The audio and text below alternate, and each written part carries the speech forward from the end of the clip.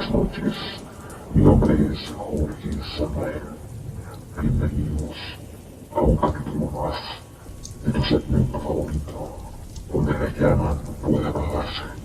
Esto es La Fogata, donde puedes encontrar las mejores historias de terror, historias urbanas, fábulas, anécdotas y casos paranormales en el cual tú puedes ser el próximo protagonista. Esto es La Fogata. Bienvenido seas.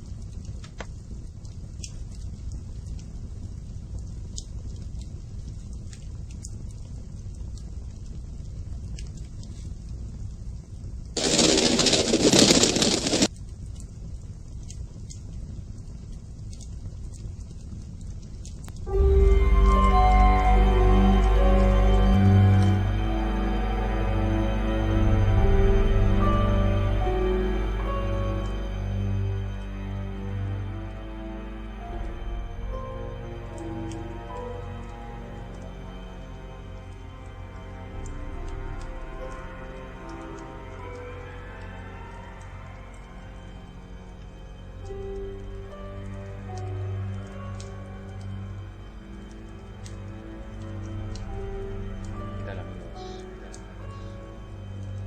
¿Cómo se encuentran?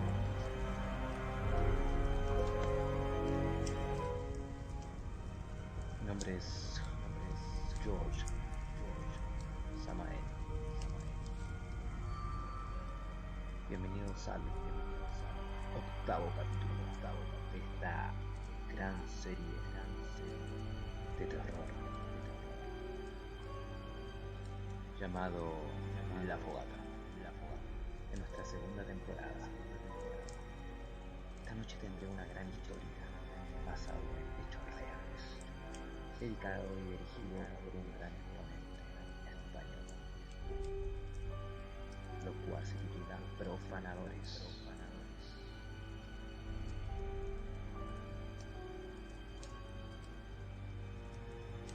En esta oportunidad tendremos una historia aproximadamente de 24 a 25 minutos. Así que espero que en el caudal de sus habitaciones o en la morada que no se puede observar puedan tener la imaginación necesaria para poder aprovechar de esta gran historia. Como decía anteriormente, mi nombre es George Samael. Pueden suscribirse al canal para seguir esta segunda temporada del gran programa de terror por las noches. Pueden ser también en las madrugadas, en el país en el que te encuentres. Estas historias están relatadas y basadas en hechos reales, en mitos y leyendas, en coincidencias, lo que tú quieras creer. La imaginación es parte de este segmento llamado La Fogata. Como decía anteriormente, mi nombre es George Samael y soy el patrocinador y fundador originario de las letras inexactas de la noche. Así que te invito a que puedas escuchar un relato de un gran escritor y guionista, como es la historia que vamos a escuchar a continuación. Te recomiendo que uses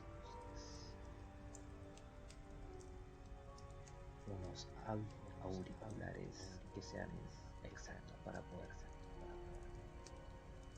acoger bien tus oídos y dejarte con el misterio de cada noche.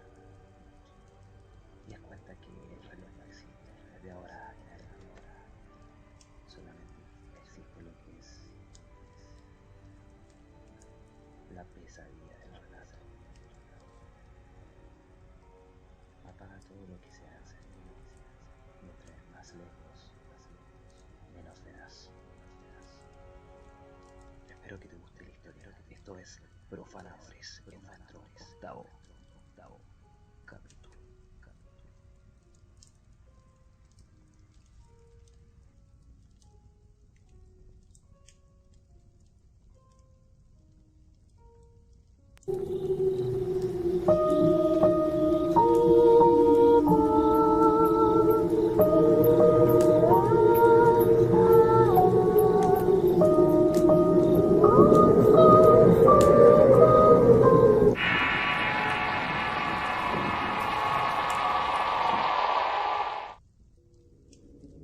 Profanadores, relato basado en una experiencia real, escrito y adaptado por Álvaro Ramos para relatos de horror. Pocos hablan de esto y de hecho casi nadie sabe, pero es real. Es tan real como ilegal. Desde niño me dediqué a las cosas ilegales, generalmente al robo y después al narcomenudeo. Pero cuando a un amigo muy cercano lo mataron frente a mí, decidí salirme de todo eso. Dejar una vida delictiva no es para nada fácil. Siempre hay gente buscándote, queriéndote cobrar por las cosas malas que dejaste. Pero lo peor es la falta de dinero. No estudié más que la secundaria, solamente encontraba trabajos mal pagados y donde me trataban como un perro. La urgencia de dinero me llevó de regreso a robar y al parecer era mi único talento. Una vez conocí a un tipo que me ofreció un trabajo. Alguien de sus conocidos en la fiscalía del estado le dijo que tenía información de un muerto en una casa. Llevaba 2 semanas muerto y el olor había alertado a los vecinos, quienes dieron aviso a la policía. El trabajo era realmente sencillo. Yo entraba a la casa y robaba en tiempo récord una caja fuerte con alhajas y dinero. De ser posible, también le quitaría al hombre lo que fuera que tuviera de valor puesto en ese momento. Al parecer la gente de la fiscalía tenía datos de aquel hombre. En alguna ocasión levantó una denuncia por intento de robo y entregó un inventario de sus posesiones. Fue así como ellos sabían que dentro de esa casa había dinero y muchas cosas de valor. Cabe mencionar que nací sin olfato y no puedo oler prácticamente nada, por lo cual entrar y acercarme a un cadáver putrefacto no me causa asco alguno. Así que sin dudarlo acepté inmediatamente. Hacer ese trabajo fue sencillo ya que todo estaba arreglado. Solo necesitaban a alguien rápido que no fuera a desmayarse y mi paga fue lo suficiente para irme de fiesta un buen rato. Pero pasado ese tiempo mi necesidad seguía latente. Busqué al hombre que me había contratado para pedirle más trabajos. El hombre aceptó darme trabajos constantes, pero antes tenía que responder algunas preguntas. Oye, ¿cómo hiciste para no vomitarte mientras le arrancabas el anillo del dedo hinchado a ese hombre? No tengo olfato, señor. Prácticamente no puedo oler nada, respondí. Eso es muy bueno, pero ahora dime, ¿eres supersticioso? Pues la verdad es que no creo en nada de religiones ni espíritus o brujería. Podemos decir que no. El hombre se veía feliz con mis respuestas y a mí me parecían un poco extrañas. Generalmente cuando uno se dedica al robo lo que menos importa a tu empleador es que si crees en ese tipo de cosas. Pero bueno, yo quería conseguir más dinero como diera lugar. Esa tarde el hombre me dijo que me fuera a mi casa y regresara al día siguiente por la noche para presentarme a otras personas y así lo hice. Al día siguiente llegué al mismo lugar y ahí me esperaban 3 personas, pero no estaba aquel hombre que me iba a presentar. ¿Tú eres Benjamín?, me preguntó una mujer delgada con una manta en la cabeza. Sí, soy yo, respondí. Pasa, vamos a platicar un rato. Mucho gusto, llámame Pastor, me dijo un hombre alto y serio mientras extendía la mano para saludar. Mucho gusto.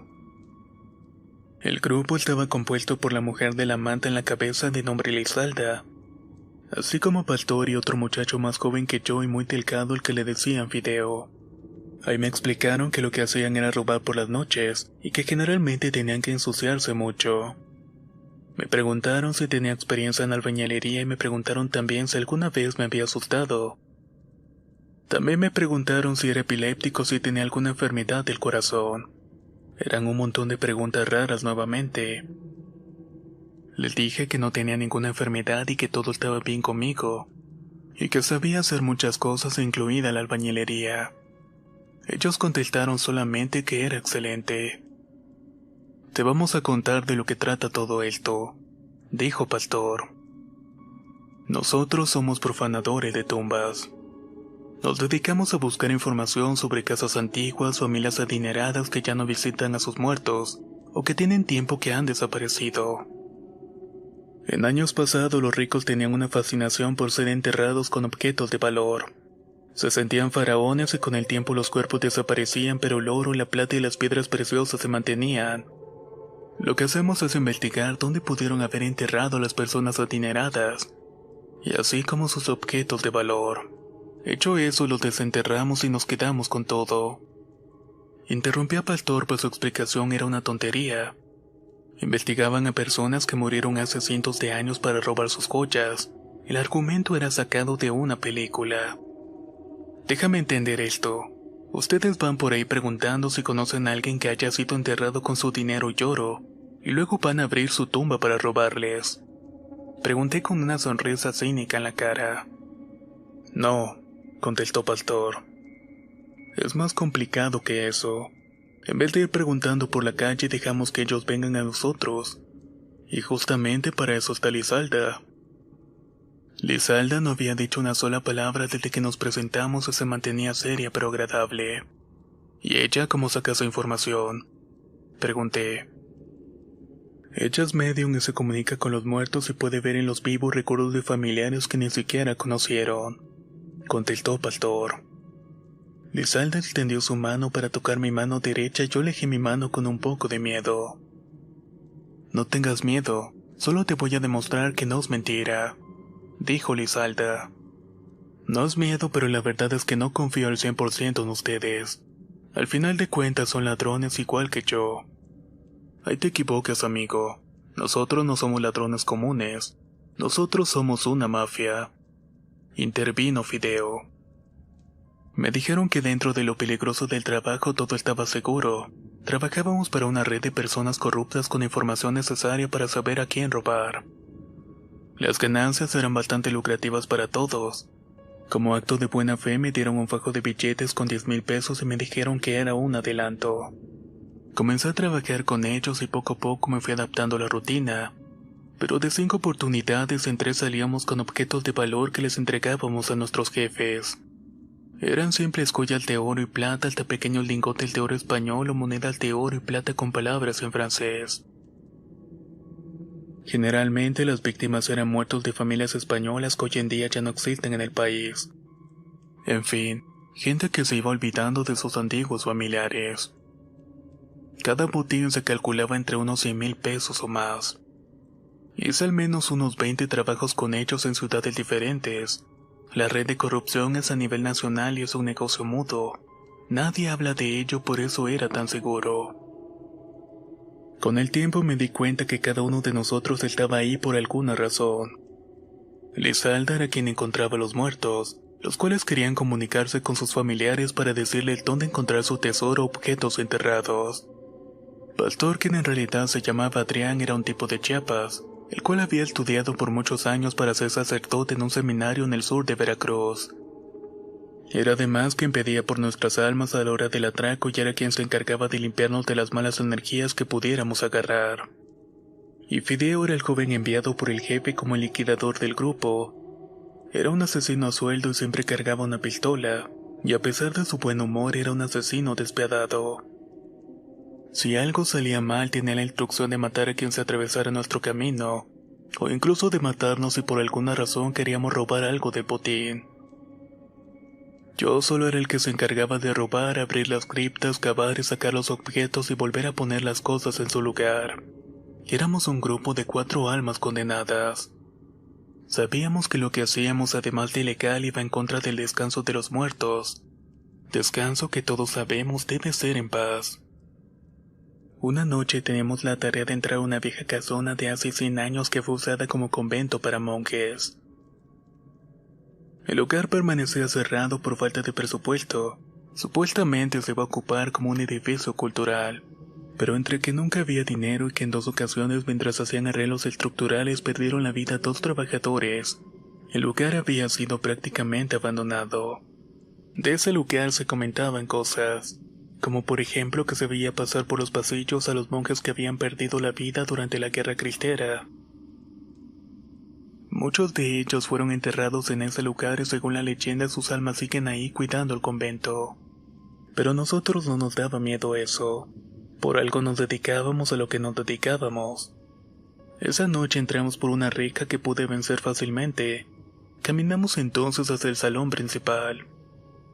Todo estaba a oscuras en el interior y no podíamos usar linternas, ya que podíamos llamar la atención de la policía que hacía rondines por la zona. Ahí dentro el olor a excremento de ratas era muy intenso y causaba un dolor de cabeza.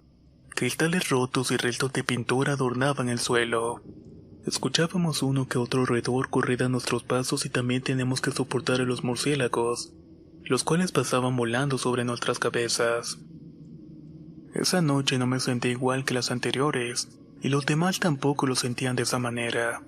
Se les notaba en la cara y el silencio que guardaban. Caminábamos por un largo pasillo y sentía mucho frío.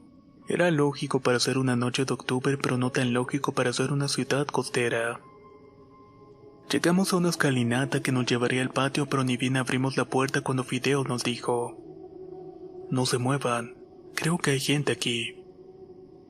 Como muchos edificios semi-abandonados, los drogadictos y vagabundos lo usaban para dormir, por lo que Fideo dijo que continuáramos y él iba a sacar a los marihuanos. Seguimos entonces hacia el patio en búsqueda de las placas que señalaban el lugar donde habían enterrado los monjes. Era difícil encontrarlos, pues la hierba estaba bastante crecida. Sumado al miedo de que alguna víbora o limaña nos atacara, nos tenía nerviosos. Encontré una placa muy cerca de un lavadero en una esquina del enorme patio y llamé a los demás. Lizalda se agachó para tocar el suelo y conectarse con los espíritus ahí contenidos, mientras Pastor y yo observábamos la construcción. ¿Qué hace Fideo allá arriba?, preguntó Pastor señalando un barandal en el segundo piso. ¿Dónde? Lo acabo de ver meterse. Estaba en ese balcón justamente. A lo mejor sigue buscando a los vagabundos, dije en tono de burla. Lizalda nos indicó que ese era el lugar y me puse a trabajar inmediatamente. Como era costumbre, mientras yo cavaba, Pastor rezaba y arrojaba agua bendita. Lizalda se encontraba en una especie de trance, pero esta vez Fideo no nos estaba cuidando. De hecho, estaba tardando en volver. Pasaron varios minutos y yo ya había cavado lo suficiente para encontrar algo, pero no había nada. Y lo mismo con Fideo, porque no sabíamos nada de él. Pastor terminó de hacer las oraciones y nos dijo que iríamos a buscar a Fideo porque no habíamos escuchado ningún disparo, lo cual indicaba que tampoco había matado a alguien. Pastor se fue y nos dejó a Lizalda y a mí en medio de la oscuridad, solamente alumbrados por una tenue luz que venía de la calle. En un descanso, Lizalda entonces me preguntó: ¿crees que encontraremos algo? Pues tú deberías saber, tú me dijiste que cavara aquí, le respondí. En mi visión un hombre vestido de monje se presentó frente a mí. Me dijo que lo que estábamos buscando se encontraba en este lugar, pero no le pude ver ni la cara ni supe su nombre. En mi visión el hombre entraba en el edificio y las puertas se cerraban con candados. Pues si quieres comienzo a cavar más hacia la derecha, estamos a tiempo de cambiar de lugar, le dije con cierta premura. Mejor esperemos a Pastor y a Fideo. No vayan a pensar que encontramos algo y no lo queremos entregar, dijo ya con un poco de miedo en la voz. Pasaron unos minutos y no escuchamos ni veíamos a nadie. Solo pudimos ver una sombra pasar de una ventana a otra casi corriendo. Pensábamos que era Fideo y le dije a Lizalda que fuéramos por ellos porque estábamos perdiendo el tiempo. Lizalda y yo entramos de nuevo al convento y comenzamos a susurrar los nombres de Pastor y de Fideo. Pero por más que lo hacíamos no respondía a nadie. Sin previo aviso, Lizalda tomó mi mano muy fuerte y ella temblaba y no de frío. Acercó su cabeza a mi hombro y me dijo: sigue caminando y no voltees. No pregunté nada y le hice caso y caminamos hasta el salón principal por el cual habíamos entrado. Ahí vimos una ventana que estaba abierta de par en par, pero cuando habíamos llegado esa ventana estaba cerrada. Por mi mente pensé que quizás Fideo y Pastor habían salido por ahí en búsqueda de algo. Entonces quise ir hasta esa ventana y Lizalda me detuvo y me dijo: «No te muevas, hay alguien ahí atrás». Hasta ese momento yo no era consciente del miedo de ella, pero cuando me dijo eso una sensación de frío se apoderó de mi espalda. Comencé a sentir un cosquilleo desde mi cabeza hasta los pies y de inmediato me petrifiqué. A nuestro lado pasó caminando un hombre alto con una túnica oscura. Parecía un monje, pero era demasiado alto para ser alguien vivo. Caminaba sin tocar el suelo y su respiración se escuchaba y se intensificaba con el eco. El hombre dio la vuelta hacia nosotros y de inmediato cerré los ojos. Solo podía escuchar a Elizalde hacerle preguntas mientras me apretaba la mano con mucha fuerza. «Tú no eres un monje. ¿Quién eres? ¿Por qué me contactaste?»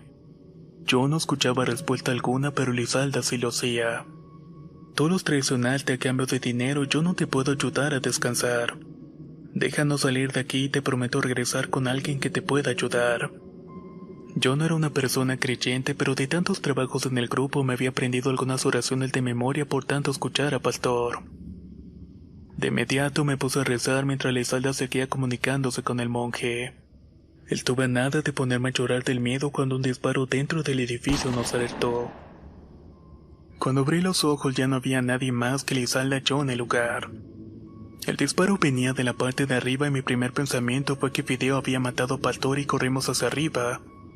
Justo al subir por las escaleras encontramos a Pastor tirado en el suelo y yo pensé que estaba muerto. Pero Elizalde se le acercó y vio que aún estaba respirando. Caminé hacia las recámaras y después de entrar a dos no pude ver a nadie. Pero al fin encontramos a Fideo en la tercera tirado en el suelo empuñando la pistola hacia su cabeza. «Fideo, soy Benja, no dispares», le dije casi gritando. «Benja, sácame de aquí. Llevo rato gritándoles y nadie me hace caso. No me puedo mover», me dijo Fideo llorando y temblando. Como pude me acerqué a él y le quité la pistola de las manos y era la primera vez que veía vulnerable a un tipo encargado de matarnos si algo salía mal. Mi primera reacción fue sin pensar, así que lo abracé y él comenzó a llorar a gritos. Ahí nos alcanzó Elizalde y nos dijo que nos teníamos que ir del lugar. Pastor ya había recobrado la conciencia y estaba sentado en las escaleras recuperándose. Entre los dos levantamos a Fideo y poco a poco comenzó a caminar. Salimos del edificio lo más rápido que pudimos y una vez afuera Elizalde comenzó a preguntarnos lo que habíamos visto. Pastor, un poco desorientado, nos dijo que cuando regresó a buscar a Fideo vio una persona en una habitación y pensó que era Fideo. Lo llamó y este no respondía y se acercó pensando que tal vez Fideo estaba orinando o algo. Llegó hasta él y tocó el hombro para asustarlo y de pronto la figura que él pensaba era Fideo desapareció. Pastor intentó salir de la habitación pero sin éxito alguno. Llegó hasta la puerta pero enfrente de él se le apareció un anciano vestido de negro con una cruz colgada en el pecho. El anciano le decía que en ese lugar Pastor pagaría por todos sus pecados. De pronto dentro de la habitación vio a un centenar de niños con palos en las manos que comenzaron a golpearlo dejándolo inconsciente. Fideo por su parte dice que cuando vio a alguien caminar dentro del edificio lo siguió hasta un baño. Ahí comenzó a decirle al hombre que se fuera si no quería que le pegara un balazo. Pero el hombre no le hacía caso y de pronto la puerta del baño se azotó y el hombre se transformó en un demonio. Era tan flaco que incluso se le veían las costillas. Tenía una cabeza grande con cuernos en forma de largas espinas y unos ojos que brillaban en la oscuridad. Fideo salió corriendo del baño y comenzó a pedir ayuda a gritos, pero nadie lo escuchaba. Incluso dice que se asomó a un balcón e intentó aventarse de ahí para escapar del demonio, pero este no se lo permitió. Por el contrario, se lo llevó hasta la habitación donde lo encontré ella y comenzó a golpearlo con un látigo encendido en llamas. Fideo jura haber visto su carne desgarrada y quemarse cada vez que el látigo lo alcanzaba, pero no tenía marca alguna en su cuerpo. Fideo le preguntó al demonio por qué lo estaba castigando y el espectro le respondió: «¿Qué no me ves bien? Soy igual a ti. El miedo que me tienes es el miedo que buscas infundir en los demás. Y ahora yo me voy a alimentar de tu miedo acumulado». Según dice Fideo, mientras el demonio lo azotaba, le decía que así sería por toda la eternidad. Fue cuando disparó al aire para llamar nuestra atención. Cuando lo encontré, él estaba a punto de dispararse en la cabeza para terminar con su sufrimiento. Lizalda nos dijo que había cometido un error y que quien nos había mandado ese trabajo nos quería hacer daño. Ella en su conexión habló con el monje que habíamos visto en el edificio, y este monje le indicó dónde cavar. Pero ahí no había ningún tesoro, ahí se encontraban los restos de aquel hombre. El hombre era un traidor de los franciscanos, los había entregado a los cristeros a cambio del dinero y oro. Pero cuando llegó el ejército al lugar mataron a los que se sublevaron y también lo mataron a él. Las últimas palabras que escuchó fueron: "En las guerras los traidores no deben vivir", y terminó muriendo con un disparo en el estómago. Según la historia que Lizalda pudo ver a través de aquel monje, el cuerpo lo terminaron arrojando a un hoyo en la tierra sin nombre, y en ese mismo hoyo enterraron unas cuantas monedas de cobre en señal de que ya le habían pagado. Cuando la guerra cristera terminó, el convento fue entregado de nuevo a los franciscanos. Ellos sacaron los cuerpos de los muertos y les dieron santa sepultura en el panteón de la orden, excepto el traidor, que por el contrario marcaron el lugar con una placa que contenía un salmo que decía: Salmo 42. Hazme justicia, oh Dios, y defiende mi causa contra gente sin piedad. Sálvame del hombre traidor y malvado. Por lo cual no le permitía descansar en paz. Con el tiempo los franciscanos se fueron de ahí olvidándose del traidor y dejando en el olvido su maldición. Según Lizalda, el ente ha estado esperando por años a que alguien lo libere de su penitencia. En algún momento alguien ya había intentado profanar la tumba en búsqueda de dinero, pero lo que se había llevado fue una maldición que se paga únicamente con la muerte.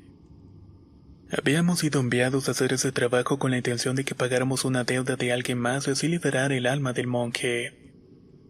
Monje que al no estar en el cielo solamente podía acceder al infierno si con él llevaba el alma de más condenados. Y según Lizalda, nosotros éramos condenados, por eso éramos la presa perfecta.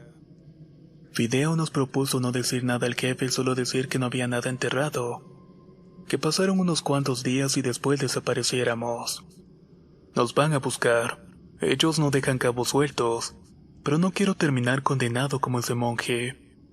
Yo tengo a alguien en la frontera que me puede cruzar, pero ustedes rásquense con sus propias uñas, dijo Fideo para luego despedirse de nosotros. Yo también creo que lo mejor es alejarnos de todo esto. Hemos pasado tanto tiempo profanando tierra sagrada que ya no sé quién es el demonio aquí. La verdad, necesito buscar paz y pedir algunos perdones, dijo Pastor para luego darse un largo abrazo con nosotros. Lizalda y yo caminamos hacia su auto y en el camino me contó que Pastor había dejado el seminario porque una noche se había emborrachado. Casi mató a golpes al hijo de un ayudante del seminario. En su borrachera pensó que el niño era un duende, por eso lo había golpeado y terminó huyendo del sitio. Fideo había sido separado de sus padres drogadictos y adoptado por un policía que lo golpeaba y lo obligaba a vender droga, hasta que un buen día Fideo terminó con su vida. Así conoció al hombre que nos daba los trabajos y desde ahí comenzó a trabajar para él.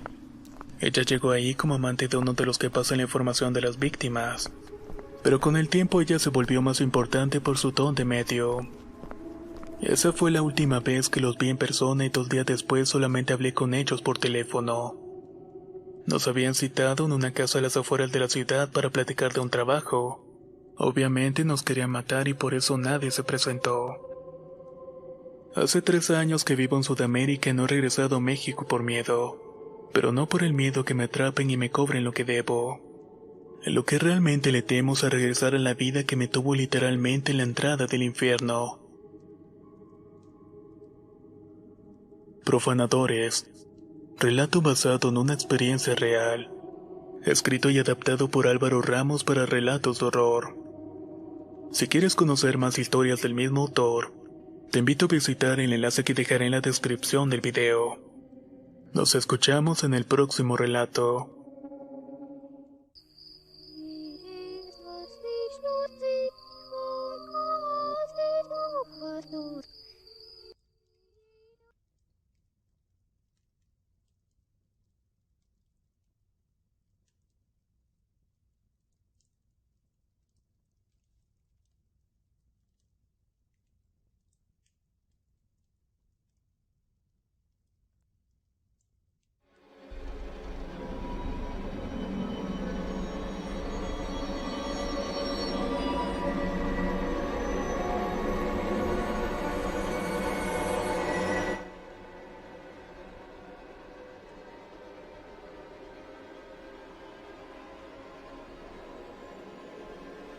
tal, amigos? Una historia muy interesante dentro de lo que es la atmósfera de la oscuridad, de las penumbras, de las profanaciones, de tumbas, la consecuencia del misterio. Por eso es siempre mejor pensar dos veces que la primera vez, porque puedes toparte con una tragedia que no tendrá límite de tiempo, poder cobrar la venganza.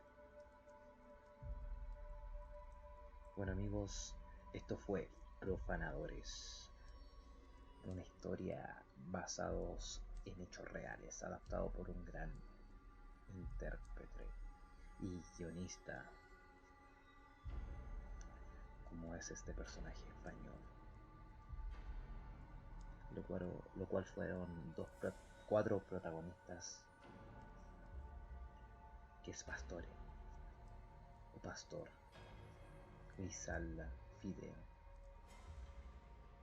y el relator que habla en tercera persona. Espero que hayan comprendido la historia, y si no la hayan comprendido de alguna forma pueden retrasar el video, ya que esto no tiene límite de tiempo. Los espero en una nueva oportunidad y los mando a poder suscribirse a mi canal de YouTube llamado P Maniaco, ¿ok? Así que nos veremos en una próxima oportunidad. Espero que estén más conscientes de lo que es el bien y el mal, o si quieren caminar por la balanza del misterio y la bondad. Esto fue La Fogata, capítulo número 8, Profanadores.